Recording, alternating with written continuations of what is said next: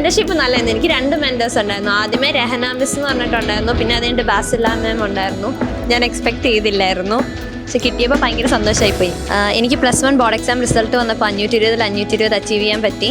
അപ്പോൾ എന്തായാലും ആള് അടിപൊളിയായിട്ട് ഡിറ്റർമിൻഡ് ആണ്, അടിപൊളി ആളാണ്. എൻ്റെ പേര് ഏഞ്ചലിൻ വിനു. ഞാൻ മുത്തോലൂരം, എറണാകുളം ഡിസ്ട്രിക്റ്റിൽ മുത്തോലൂരം എന്നുള്ള സ്ഥലത്താണ് എൻ്റെ വീട്. എനിക്ക് +1 ബോർഡ് എക്സാം റിസൾട്ട് വന്നപ്പോൾ 520 അച്ചീവ് ചെയ്യാൻ പറ്റി. സെൻറ്റ് പീറ്റേഴ്സ്, എലഞ്ഞി സെൻറ്റ് പീറ്റേഴ്സിലാണ് ഞാൻ പഠിച്ചത്.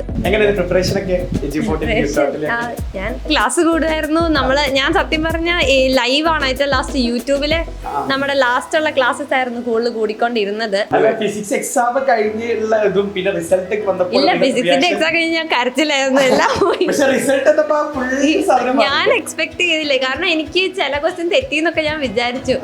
പിന്നെ കുറച്ച് ക്വസ്റ്റ്യൻസ് അങ്ങനെ ഇങ്ങനെയോ കേൾക്കുന്നു.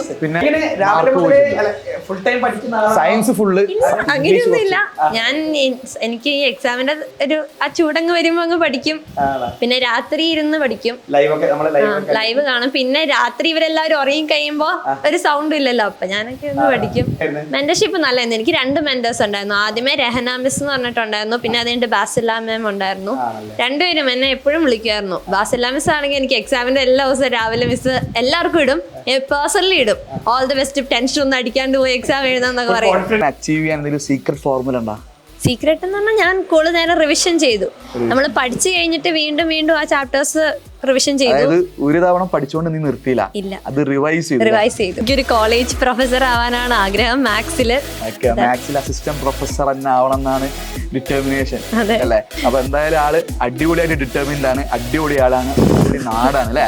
അടിപൊളി നാടാണല്ലേ, മലയോര നാട്. ഞാനിപ്പോ കോഴിക്കോട് ഏതാണ്ട് സിറ്റിയിലാണ്, എനിക്ക് പുതിയ അനുഭവമാണ്.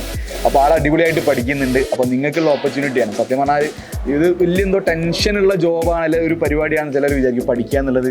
അപ്പൊ ആളൊക്കെ പറഞ്ഞതാ കൂളായി നിന്ന് ചിരിച്ച് നിൽക്കുന്നുണ്ട്. എക്സാം കൂളായിട്ട് ഫേസ് ചെയ്തു, ടെൻഷൻ പോക്കാനുള്ള ടിപ്സ് പറഞ്ഞു തന്നു. അപ്പോൾ നിങ്ങളോട് എനിക്ക് തന്നെ പറയാനുള്ളത്, എടാ നിങ്ങൾ ഈ പരിപാടി എന്തായാലും നമ്മൾ എക്സാം എഴുതണം, +1 ആയാലും +2 ആയാലും എഴുതണം. അത് ഒന്ന് കൃത്യമായിട്ട് നിങ്ങൾ പ്ലാൻ ചെയ്ത് ഒന്ന് എഫേർട്ട് എടുക്കുക. പിന്നെ കാര്യങ്ങൾ എളുപ്പമാണ്. ഇപ്പോൾ ആൾക്ക് എൻജോയ് ചെയ്യണം. പഠിക്കുന്ന സമയത്ത് നമ്മൾ എൻജോയ് ചെയ്യണം. ഞാൻ ഇങ്ങനെ ഫുൾ ടൈം ഇരുന്ന് പഠിക്കുന്ന ഒരു കൊച്ചൊന്നും അല്ലായിരുന്നു.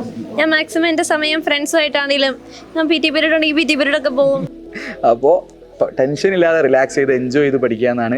അപ്പോൾ ഞങ്ങളെപ്പോലെ ഭാവിയിൽ ഒരു ടീച്ചർ ആവാനാണ് ആഗ്രഹം. അപ്പോൾ അവിടെ എത്തട്ടെ.